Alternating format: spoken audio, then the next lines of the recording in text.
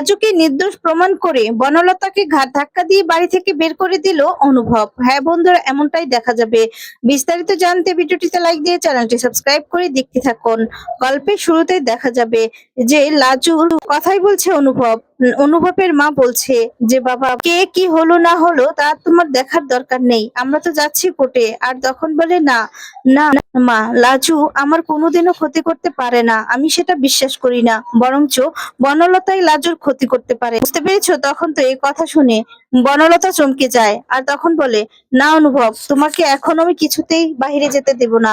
তখন অনুভব বলে, শোনো বনলতা, এতদিন আমার কিছু মনে ছিল না বলে তুমি অনেক কিছুই আমাকে বলেছো, অনেক কিছু বুঝিয়েছো, এখন তো আর সেটা পারবে না। শোনো, লাজু নির্দোষ নাকি দোষী সেটা আমি প্রমাণ করব, আমাকে তো প্রমাণ করতেই হবে। তখন দেখা যাবে অনুভবের বাবা বনলতাকে বলে, শোনো বনলতা, তোমার কথা আমি বিশ্বাস করেছি, লাজুকে ভুল বুঝেছি, কিন্তু আমি যদি কোর্টে কোনোভাবে এটা জানতে পারি যে তুমি এসবের পিছনে আছো, তাহলে কিন্তু তোমাকে আমি কিছুতেই ক্ষমা করব না, আমি নিজেকেও ক্ষমা করতে পারবো না। তারপর অনুভব যাওয়ার সময় বনলতার হাত থেকে মোবাইলটা নিয়ে নেয়। অনুভব হাত থেকে মোবাইলটা নিয়ে এরপর সেই মোবাইলটা নিলে এদিকে বনলতা রেগে যায় আর বলে, অনুভব তুমি এটা করতে পারো না। তখন অনুভব বলে, তুমি আজকে বাড়ি থেকে কিছুতেই যেন পালাতে না পারো, এই সব কিছুর পিছনে বনলতাই আছে। আর তখন তখন দেখা যাবে বনলতা বলে, না, তুমি আমার মোবাইল ফোনটা নিয়ে যেতে পারো না, এই বাড়ির সবাই আমার উপর অত্যাচার করছে, তো সবাইকে এরপর ভুগতে হবে, সবাইকে। তখন তো বাড়ির সবাই চমকে যায়। তখন দেখা যাবে জেঠিমনি বলতে থাকে, না, আমি আগেই জানতাম যে লাজু এরকম কাজ করতে পারে না, আমার প্রথম থেকেই বিশ্বাস হয়নি।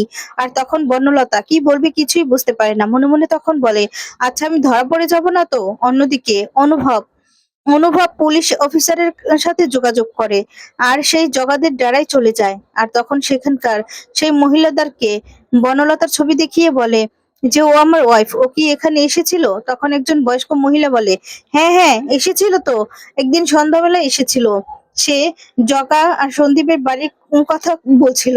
আর এই মেয়েটা আসার পর থেকেই তো জগা আর সন্দীপের চলাফেরা পুরো পাল্টে গিয়েছে। ওরা গায়ে সেন্ট মেরে তারপর বাইরে থেকে খাবার এনে নতুন জামা জামা কাপড় এনে পরে পরে ঘুরছে, আবার নাকি কোর্টে হাজিরাও দেয়, কি হচ্ছে বুঝতে পারছি না। তখন অনুভব বলে, আচ্ছা জগার সন্দীপের বাড়িটা কোথায়? তখন মহিলা বলে, হ্যাঁ বলে তো দেবো, কিন্তু কি হয়েছে সেটা তো বলতে হবে। অনুভব তখন বলে, আপনারা সবটাই জানতে পারবেন, পুলিশ কেসের এফআইআর এ আমরা এসেছি। আর তারপর দেখা যাবে জগা আর সন্দীপের বাড়িতে যায় অনুভব। অনুভবকে দেখে জগা আর সন্দীপ ভয় পেয়ে যায় আর বলে, এ কি, তুই এখানে কেন এসেছিস? এখানে মার খেয়ে পেট ভরিনি তাই না? সেদিন কি মারটাই না মেরেছিলাম, মনে আছে তোর? অনুভব তখন বলে, দাঁড়াও দাঁড়াও, আমি তো জানি তোমরা আমাকে মেরেছিলে, কিন্তু শুধু বারবার করে মারের কথা বললে হবে নাকি, কাজের কথা বলতে এসেছি। তখন জগা সন্দীপ বলে, কাজের কথা মানে? তখন অনুভব বলে, হ্যাঁ, তোমাদের নাকি চালচলন পাল্টে গেছে, বাইরে থেকে খাবার আসছে। আর তখন বলে জগা, যে ফাজলামি করছিস? এরপর বলে, না জানি তো, লাজবন্তী ম্যাডাম তোমাদেরকে টাকা দিয়েছিল তাই তো আমাকে এভাবে মারার জন্য। আর তখন জগা সন্দীপ কি বলবে কিছুই বুঝতে পারে না। এরপর অনুভব বলে, ওই লাজুকে না বিশ্বাস করে আমি আমার এক্স কে মানে পছন্দ করি না, সেই জন্যই আমরা দুজন মিলেই তো এই প্ল্যানটা বানিয়েছিলাম। তখন বলে, এই টাকাটাই মানে বনলতা আমাকে দিতে বললো তোমাদেরকে। আর তখনই তখনই জগা আর সন্দীপ তো খুশি হয়ে বলে, কত আছে এখানে বলো তো? তখন বলে 50,000। এরপর বলে, কত ডিল করেছিলাম তো জানি না। ছেলেগুলো তখন বলে, 5 পেটি, 5 লক্ষ টাকা কন্ট্যাক্ট করেছিল। ফাজলামো করছেন 50,000 টাকা দিয়ে এভাবে ভেগে যাবেন ভাবছেন? তখন অনুভব বলে, দেখো আমি হয়তো বা বুঝতে ভুল করেছি, কিন্তু এই এতগুলো টাকা যে কন্ট্যাক্ট করলো সেটা তো আমি বুঝতে পারিনি। তখন ও ছেলেগুলো বলে, হ্যাঁ এরকমই কন্ট্যাক্ট হয়েছিল। তখনই ছেলেগুলো সমস্ত কথা খুলে বলে। এরপর অনুভব বলে, দাঁড়াও, তোমাদের জন্য আরেকটা গিফট আছে। তখন পুলিশ অফিসারকে ডাকে অনুভব। পুলিশ অফিসারকে দেখে জগার সন্দীপ ভয় পেয়ে যায়, পালাতে গেলেই পুলিশ ধরে ফেলে। আর তখন বলে, তোদের জন্য না আমি একাই 100। তখন অনুভব বলে, অফিসার সব আপনি রেকর্ড করে নিয়েছেন তো? তখন অফিসার বলে, হ্যাঁ হ্যাঁ সব রেকর্ড করেছি। তারপর দেখা যাবে তারপরের দিন কোর্টের হেয়ারিং। সেখানে হেয়ারিং কোর্টে দাঁড়িয়ে অনুভব বলে, ইওর অনার, আমি এখানে দাঁড়িয়ে বলতে বাধ্য হচ্ছি, আমি লাজবন্তী বিশ্বাসের বিরুদ্ধে যা যা অভিযোগ করেছিলাম সব আমি তুলে নিতে চাই। আর তখন এই কথাগুলো শুনে অবাক হয় জজ সাহেব আর বলে, আপনি কি বলছেন বুঝতে পারছেন তো? আপনি জানেন কোর্টের সময় নষ্ট করার জন্য আপনার শাস্তি হতে পারে? তখন অনুভব বলে, আমি জানি জজ সাহেব যে আমি যা শাস্তি দেবেন যাবেন, আমি তাই শাস্তি মাথা পেতে নিব। আসলে এটা একটা মিথ্যে মামলা। লাজবন্তী বিশ্বাস আমার কোনো ক্ষতি করার চেষ্টা করেনি। আর তখনই অনুভব সবটা খুলে বলে যে অনুভবের 6 মাস আগে একটা অ্যাক্সিডেন্টে স্মৃতি নষ্ট হয়ে যায়, অনেক মানুষকে ভুলে যায়, সেখানে লাজবন্তী বিশ্বাসকেও ভুলে গিয়েছিল। সেই সুযোগটাই অন্য কেউ নিয়ে গুন্ডাদেরকে টাকা দিয়ে কাজে লাগিয়ে লাজবন্তী বিশ্বাসের বিরুদ্ধে কথা বলতে শিখায়। আর সেদিন যেই লাজবন্তীর সঙ্গে যে ঘটনাটা ঘটেছিল সেটা একদম সত্যি। তখন জজ সাহেব বলে, আচ্ছা তাহলে এই সবকিছু কে করেছে? তখন অনুভব বলে, আমার স্ত্রী বনলতা চ্যাটার্জি, সে করিয়েছে সবকিছু।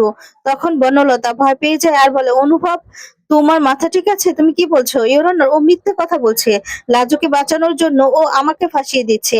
আর তখনই দেখা যাবে জজ সাহেব বলে, আপনাকে কি কথা বলতে বলেছি? আপনি যে কথা বলছেন, আপনাকে যখন বলবো তখন বলবেন। তখন অফিসার সেই ভিডিও রেকর্ডিংটা কোর্টে জমা দেয়। আর তারপর দেখা যাবে এক এক করে সাক্ষী সবাইকে কান করে এসে সাক্ষী দেয় বনলতার বিরুদ্ধে। জগা সন্দীপ সব সত্যিটা বলে দেয়। ওইদিকে বনলতা গিয়ে জজ সাহেবের কাছে ক্ষমা চায়। জজ সাহেব তখন বলে, এখানে যে কেসটা করা হয়েছিল লাজবন্তী বিশ্বাসের বিরুদ্ধে, সেটা আজকে খারিজ ঘোষণা করা হলো। আর লাজবন্তী বিশ্বাসকে এর মধ্যে কোনো রকম কোনো সম্পর্ক নেই। লাজবন্তী বিশ্বাসের সঙ্গে যেটা ঘটেছে সেটারও তদন্ত করার জন্য পুলিশকে আদেশ করা হচ্ছে। আর বনলতা চ্যাটার্জি যে অন্যায়টা করেছে সেইটার জন্য সুষ্ঠুভাবে তদন্ত করে চার্জশিট কোর্টে জমা দেওয়ার জন্য আদেশ করছে পুলিশকে। আর তখন এই কথা বলে সেখান থেকে জজ সাহেব চলে যায়। তারপর বনলতা ওর মাকে বলে, মা এখন আমি কি করব? আর তখন দেখা যাবে কোর্টের বাইরে লাজুর বন্ধুরা সবাই ভীষণ খুশি লাজুকে ধরে। আর তখন বলে, কিরে লাজু, এখন তো বিশ্বকাপ জয়ের মতো খুশি লাগছে, আমার খুব ভালো লাগছে। তখন বিশ্বজিৎ বলে, লাজু তোকে কিন্তু আমাদের ট্রিট দিতে হবে। আর তখনই দেখা যায় মৃত্তিকা বলে, শুধু খাওয়া আর খাওয়া, চুপ কর না একটু। আর তখন জেঠু আসে, এসে বলে, কিরে লাজু এবার খুশি তো? আর তখন সবাই মিলে জেঠুকে প্রণাম করে আর বলে, জেঠু আপনি না থাকলে না লাজু এই লড়াইটা লড়তে পারতো না। তখন জেঠু বলে, আমি জানি সত্যিটা সত্যিই থাকে, কখনো সেটা মিথ্যে হয়ে যায় না। তখন জেঠু সবাইকে মিষ্টি খাওয়ার জন্য টাকা দেয়। তখন ওরা বলে, জেঠু বাড়িতে নিয়ে খাওয়াতে হবে কিন্তু। জেঠু তখন বলে, হ্যাঁ হ্যাঁ খাওয়াবো তো, কিন্তু তবে তোমরাও কিন্তু, যদি না থাকতে লাজু এতটা সাহস পেত না। ওইদিকে দেখা যাবে অনুভব ওর বাবা মাকে বলে, তোমরা গিয়ে গাড়িতে বসো, আমি আসছি। তখন ঠাম্মি বলে, হ্যাঁ বৌমা, আমরা লাজুর সঙ্গে কথা বলে আসছি দাদু ভাইকে নিয়ে। তারপর সবাই গাড়ির ভিতর চলে যায়। এদিকে ঠাম্মি অনুভবকে নিয়ে লাজুর কাছে আসে। এসে তখন বলে, লাজু আমি তোকে বলেছিলাম না সত্যিটা সবসময় সত্যিই থাকে। আর তখন তখন ঠাম্মি, সত্যি সত্যি আমি এটা চেয়েছিলাম। অনুভব বলে, লাজু তুমি আমাকে ক্ষমা করে দাও, আমার জন্য সবকিছু হয়েছে। লাজু তখন বলে, তোমার তো কোনো দোষ নেই, তোমার তো মনেই ছিল না। তখন অনুভব বলে, মনও ছিলই নয় বলে যে আমি সবটা এড়িয়ে যাব তা কিন্তু হবে না। তোমার সব দায় এখন থেকে কিন্তু আমার, তোমার সব দায়িত্ব এখন থেকে আমার।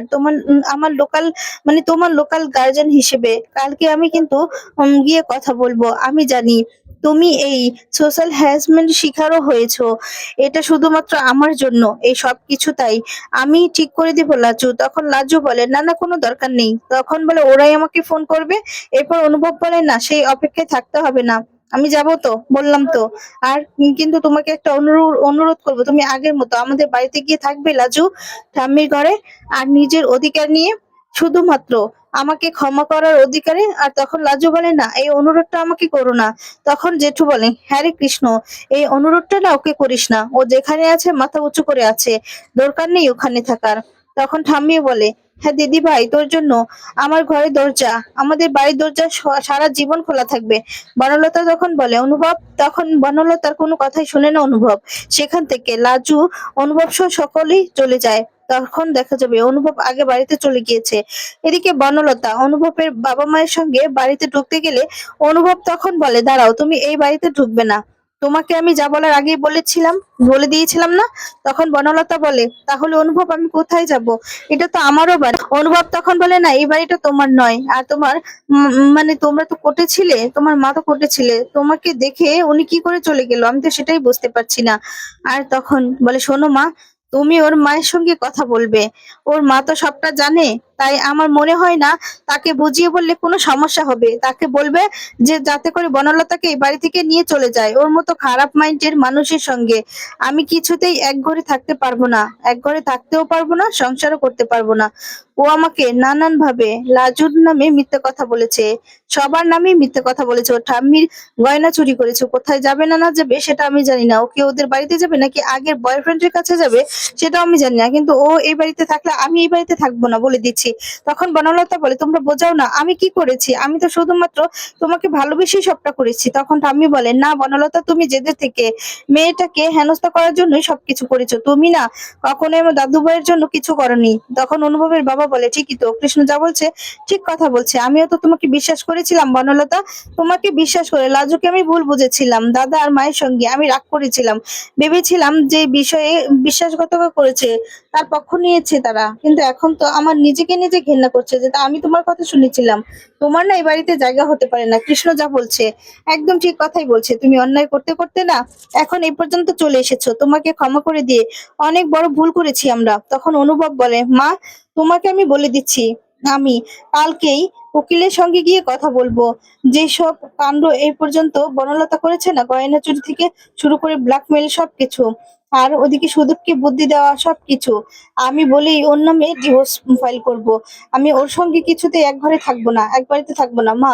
আমি কিন্তু সবাইকে বলে দিচ্ছি, সাবধান করে দিচ্ছি, বনলতা এই বাড়িতে থাকলে আমি কিছুতেই থাকবো না এই বাড়িতে। জেঠু তখন বলে আচ্ছা কৃষ্ণ হয়েছে তো, যা করার কালকে করবি, সবাই টায়ার্ড আছে আজকে, সবাই ক্লান্ত আছে, যে যার মতো সবাই রেস্ট নাও। আর ওদিকে লাজুর বন্ধুরা সবাই লাজুর সঙ্গে বসে আছে, লাজুকে নিয়ে সবাই লাজুকে নিয়ে ভীষণ খুশি, খুব আনন্দ করছে। এদিকে অনুভব শুধুমাত্র লাজুর কথাই ভাবছে। আর তারপর দেখা যায় লাজুও ভাবছে। তো বন্ধুরা আজকে ভিডিওটি কেমন লেগেছে কমেন্টস করে জানাতে ভুলো না। পরবর্তী আপডেট পেতে অবশ্যই চ্যানেলটি সাবস্ক্রাইব করো। ধন্যবাদ।